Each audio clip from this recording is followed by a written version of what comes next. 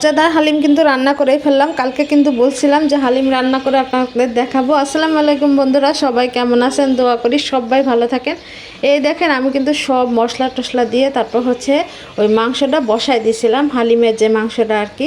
এখানে হচ্ছে আদা রসুন বাটা, তারপর হচ্ছে জিরার গুঁড়া, হলুদের গুঁড়া, মরিচের গুঁড়া, তারপর হচ্ছে একটু ধনের গুঁড়া দিবেন, তাতে হচ্ছে স্বাদটা বেড়ে যাবে আর কি। আর এই দেখেন আমি হচ্ছে অনেক আগে থেকেই হচ্ছে যে হালিমটা রান্না করবেন ওই হালিম মিক্সের যে ভেতরে যে এইটা থাকে আর কি, ওটা হচ্ছে অনেকক্ষণ আগে হচ্ছে ভিজায় রাখতে হয়। আমি কিন্তু অনেকক্ষণ আগেই ভিজায় রাখছিলাম।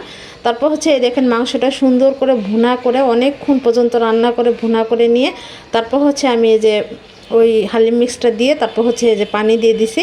এখনও হচ্ছে এটাকে বেশ কিছুক্ষণ রান্না করে নিতে হবে, জাল করে নিতে হবে আর কি, সুন্দর করে রান্না করতে হবে। এই দেখেন মেহেদি দিয়েছিলাম, তা উঠে গেছে প্রায়।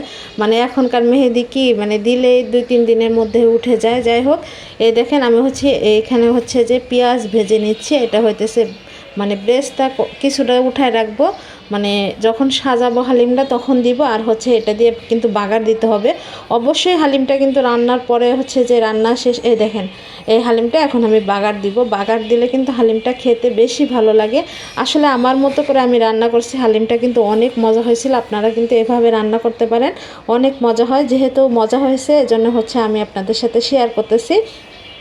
আসলে কি মাংসটা হচ্ছে আগে হচ্ছে যেহেতু এটা মাথার মাংস, আমি হচ্ছে যে একটু গরম পানি দিয়ে সুন্দর করে ধুয়ে নিছি। ধুয়ে তারপর হচ্ছে যে সব রকম মশলা দিয়ে তারপর হচ্ছে আমি মাংসটা বসাই দিয়েছিলাম একবারে। এরপরে এখন হচ্ছে আমি এই যে বাগারটা দিছি, এটা কিন্তু বেশি মজা লাগে। তখন আমি অল্প কিছু তেল দিছিলাম মানে ভুনা করার সময়, আর এখন হচ্ছে আমি মানে বাগারটা দিয়ে দিলাম। এর সাথেও কিন্তু তেল গেছে পেঁয়াজের সাথে, এটা কিন্তু খাইতে অনেক মজা লাগবে। এই দেখেন আমি হালিমটা রেডি করে নিচ্ছি। এটা হইতেছে বাটিতে নিয়ে নিছি হালিমটা, এখন হইতেছে পেঁয়াজ বেরেস্তা দিয়ে দিতেছি। এখানে কিন্তু লেবুর রস, তারপর হচ্ছে যে আপনারা অনেক কিছু দিতে পারেন, ধনের পাতা, তারপর হচ্ছে যে আমি দিছিলাম হচ্ছে শসা, আর হচ্ছে দেখেন পেঁয়াজ বেরেস্তা, শসা, আর হচ্ছে কাঁচামরিচ, পেঁয়াজ, এগুলা দিছিলাম আর কি। অনেক মজা হয়েছিল খাইতে। আপনারা কিন্তু সেম এইভাবেই রান্না করতে পারেন। আসলে সবাই কিন্তু সবার মতো রান্না করতে পারেন, মানে দেখবেন যে অনেক ভালো লাগে। আসলে আমি কিন্তু মানে কোনো ওইটার মানে যেটা লেখা ছিল ওইগুলা কিছু পড়ি নেই, এমনি নিজের মতো করে রান্না করছি। আমার বোনের মেয়ে হচ্ছে আমাকে একবার হালিম রান্না করে খাওয়াইছিল, অনেক মজা হয়েছিল।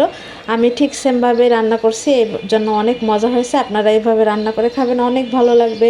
আর ভিডিওটা কেমন লাগলো অবশ্যই জানাবেন। সবাই আমার পাশে থাকবেন, আমি আপনাদের পাশে আছি। আর রোজা থেকে ভয়েস দিতেছি, হয়তো একটু কথা আস্তে শোনা যেতে পারে, কেউ কিছু মনে করবেন না, একটু কষ্ট করে শুনে নেবেন।